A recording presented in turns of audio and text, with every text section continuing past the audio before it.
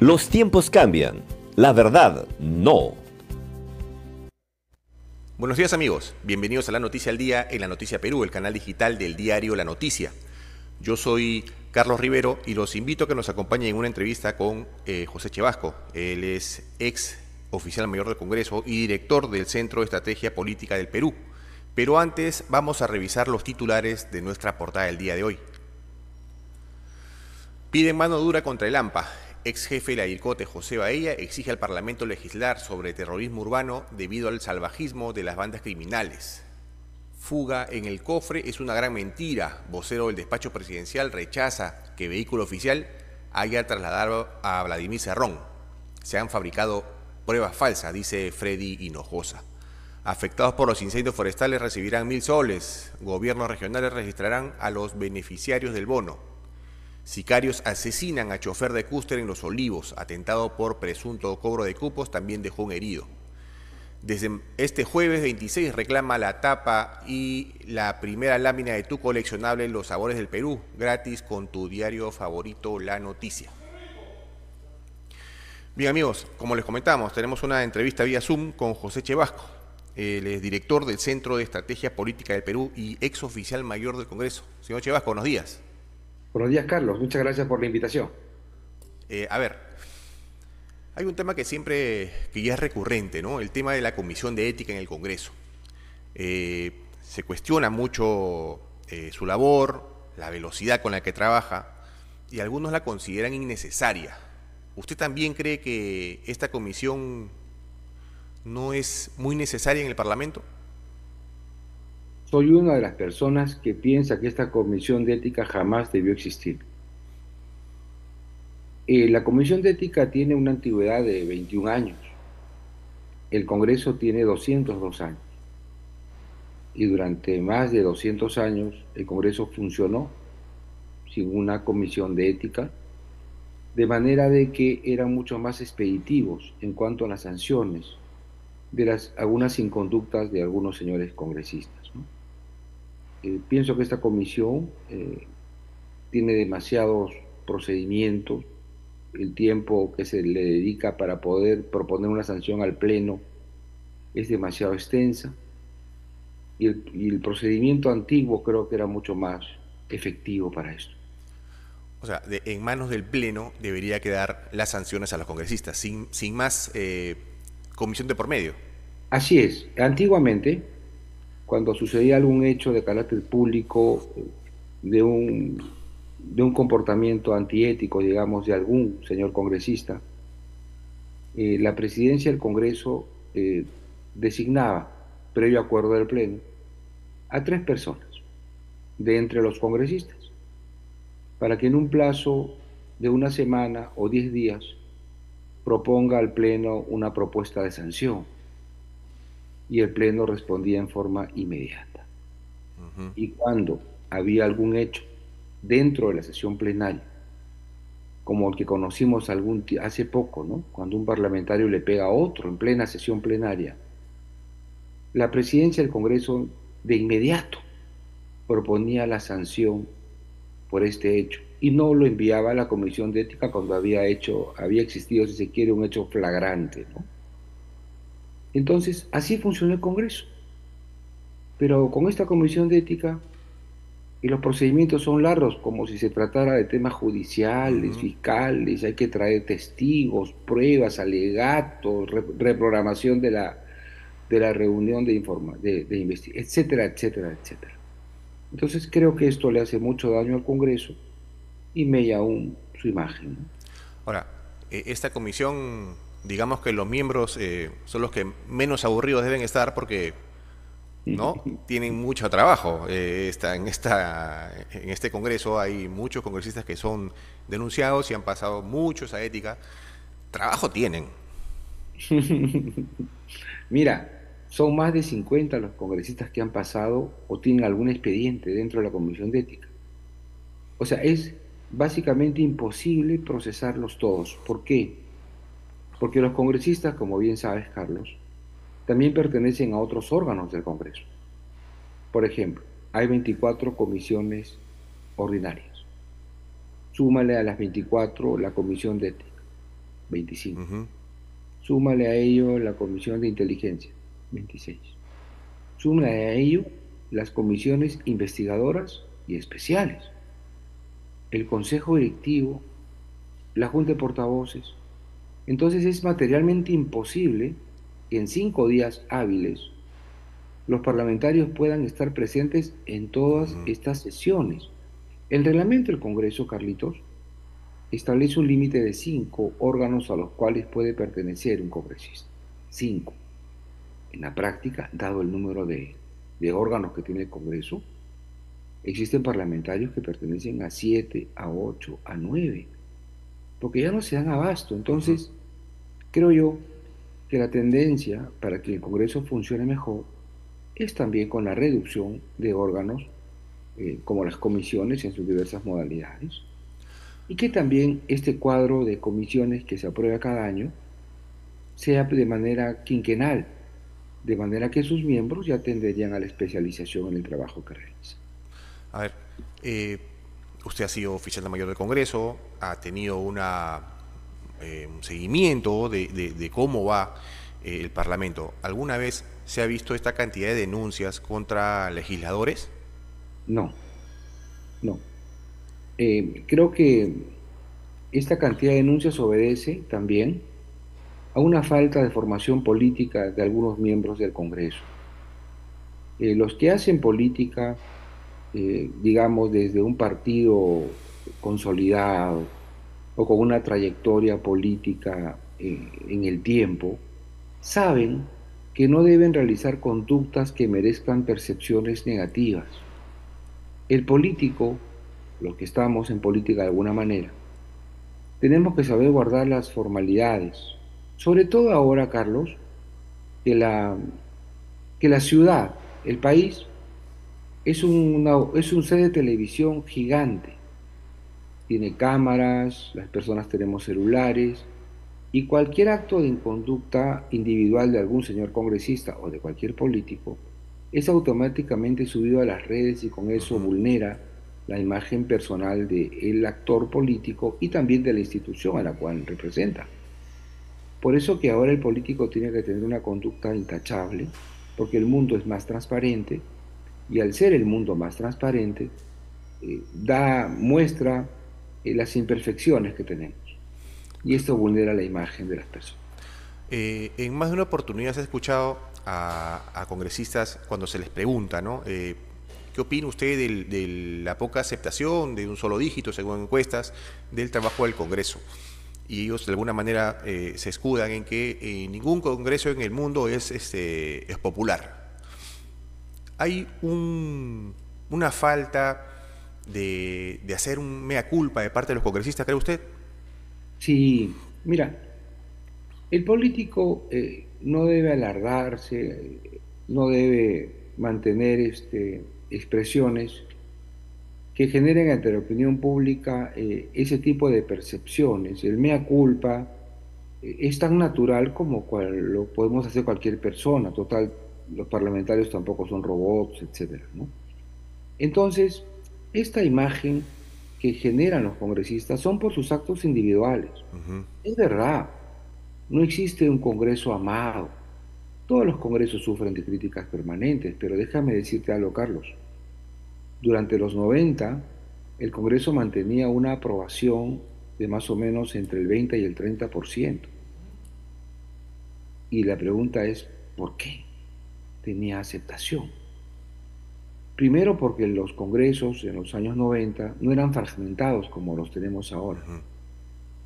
Entonces, al haber una mayoría absoluta del gobierno en el Congreso, ellos eran responsables de todo lo que sucedía en el Congreso y por esa razón tenían que cuidar mucho, inclusive el presupuesto, los gastos administrativos. Hoy, al tener un Congreso con 12 bancadas, 13 bancadas, ya la responsabilidad se diluye. Ujú. Entonces, políticamente, el presidente del Congreso de turno tiene que tener la aceptación de las bancadas y para ello está sujeto a ciertas presiones. Más comisiones, más personal, más gasto. Hoy el Parlamento tiene cerca de 4.000 empleados. Entonces, eso genera un presupuesto enorme que ya sobrepasa los 1.000 millones de soles. Entonces, todas estas cositas se van sumando y van generando esa percepción de la población para que el Congreso tenga un índice de un dígito de aprobación por parte de su país. Ahora, usted mencionaba el tema de la formación política, ¿no? de los congresistas. Muchos no la tienen y son invitados a participar en elecciones. Son pocos los partidos tradicionales. Los demás son, digamos, un conjunto de invitados, ¿no? ¿Cómo solucionamos esto? ¿Cómo fomentamos desde que los partidos formen políticos? Hay muy pocos que lo hacen. Mira, yo fui formado por un partido político a los 13 años de edad, estando en el colegio. En el partido aprista me dieron la instrucción necesaria a esa edad para poder estar en relación con lo que es la política, la oratoria, la lectura, el estudio de lo que es la política. Lamentablemente hoy tenemos muy pocos partidos que tienen escuelas de formación política. Entonces, la formación política debe estar dirigida para que el militante, que en el futuro será un gobernante, tenga todas las herramientas necesarias en materia de comunicación, formación ética, el tema de la moral, el tema de la imagen, de la persuasión. O sea, todas esas herramientas hacen que el político, el militante, que va a ostentar cargos altísimos seguramente en el futuro, sepa administrar, por ejemplo, lo que es el poder, cómo el poder debe administrarse eficientemente para no generar mal uso de ese poder y otros tipos de herramientas, porque lo que tenemos que tener en el país, querido Carlos, son profesionales de la política. Mucha gente dice, no, el político no debe ser un profesional de la política, no debe trabajar. No es así. Las personas que toman decisiones sobre tu vida, sobre mi vida, decisiones de carácter económico, aranceles, tipo de cambio, todas esas cosas que tienen que ver con nuestra forma de vivir, son decisiones de carácter político, inclusive a aquellos que administran justicia. Porque el presidente de la Corte Suprema, el fiscal de la Nación, los miembros del Tribunal Constitucional, toman decisiones que tienen efectos en la política nacional. Entonces yo siempre soy de las personas que creen que los partidos políticos son las verdaderas escuelas de gobierno. Y ahí tenemos que apuntar. Hablamos un poco de la fragmentación del Congreso, ¿no? Demasiadas bancadas.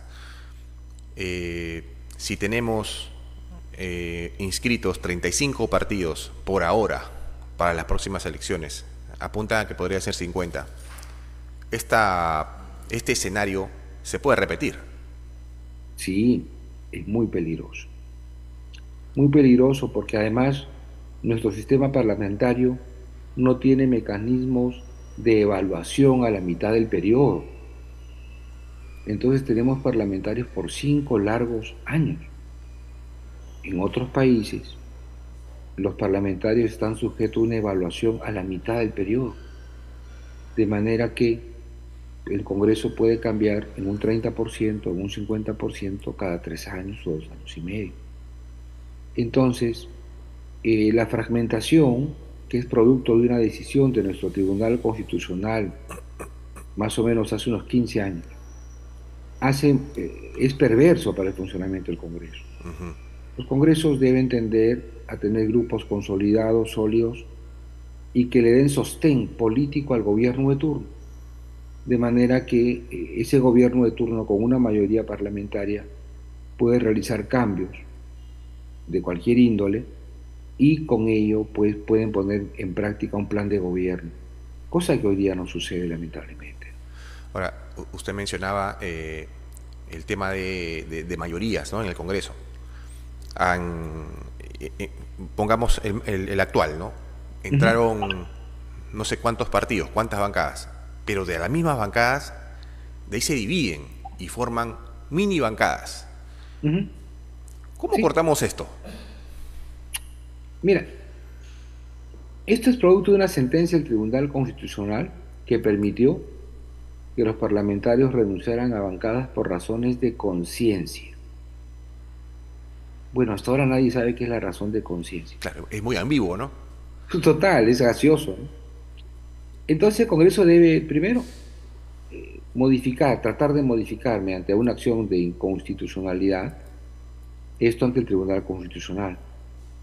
Lo otro es modificar sus reglamentos, establecer quizás un número mayor para conformar bancadas, que no sea solamente 5, porque en teoría podríamos tener en el Congreso 130 personas entre 5, dan la posibilidad de tener más de 15 bancadas de repente, Exacto. o más. Entonces el Congreso debe trabajar en reformas estructurales. No les digamos pues que lo modifiquen ahorita, ¿no? Porque ellos pues también ven sus conveniencias muy naturales en el ser humano, ¿no? Pero al menos que hagan reformas para aplicarse en el futuro. Exacto. Yo creo que el Congreso debe reflexionar sobre esto y proponer reformas que le den solidez al sistema parlamentario peruano de aquí pues a unos 5, 6, 7 años, ya no pensando en nosotros, sino pensando en la sociedad futura de nuestro país, de que tenga instituciones más sólidas como lo es el Parlamento. Señor Chevasco, y para ir terminando y cambiando de tema, usted asistió al velorio del expresidente Alberto Fujimori y sus declaraciones movieron un poco el ambiente porque señalaba que el expresidente nunca había renunciado por fax y era uno de los principales cuestionamientos que se le hacían, ¿no? ¿Cómo fue esa situación? Mira, yo lo dije hace 10 años, ¿eh? En el diario El Comercio salió un especial por la renuncia del presidente y ahí puse. Lo que pasa es que no me dieron bola en ese momento. Pero dada la fatal noticia de la muerte del señor Alberto Fujimori, yo sentí que tenía algo pendiente que decir sobre ese particular. Él nunca renunció por fax. Lo que sucede es que el documento original de la renuncia del señor presidente Fujimori venía en un avión con su edecán. Entonces, mientras ese documento volaba por medio globo terráqueo, yo le pedí una copia al secretario general de ese momento, que era un día domingo, recuerdo, para mostrársela pues al presidente de turno del Congreso, para tener una evidencia. Pues le digo, pásame una copia, me pasó la copia, le mostré la copia al presidente, y ahí vino esta leyenda urbana de la renuncia por fax. No fue así. Al día siguiente, el señor secretario general de Palacio me envía una carta en la que me adjunta el original de la renuncia de don Alberto Fujimori a la presidencia de la República, original que se tramita. Y bueno, pues todos esos documentos obran en el archivo del Congreso.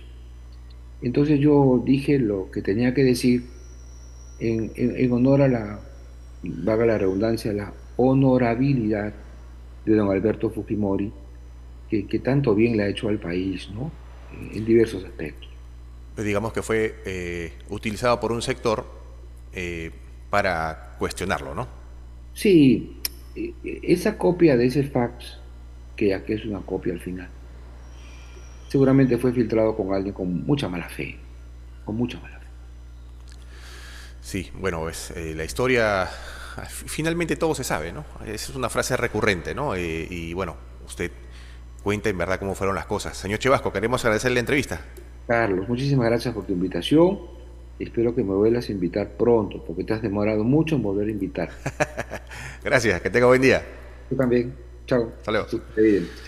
Bien, amigos, estuvo con nosotros José Chevasco, ex oficial mayor del Congreso y director del Centro de Estrategia Política del Perú. Hemos hablado un poco del funcionamiento del Congreso, ¿no? Y estos cuestionamientos en la Comisión de Ética, que para él no debería existir, todo debería quedar en manos del Pleno. Veremos, pues, si se toman en cuenta estas recomendaciones. Yo los invito a seguir en el canal, que venimos con más entrevistas. Desde este jueves 26, tu diario La Noticia lanza el coleccionable Los Sabores del Perú, completamente gratis. Aprovecha y descubre todos los días las mejores recetas de los más ricos platos típicos del mejor destino culinario del mundo. no te olvides, recuerda, desde este jueves 26, reclama la tapa y la primera lámina gratis con tu diario La Noticia. Los tiempos cambian, la verdad no.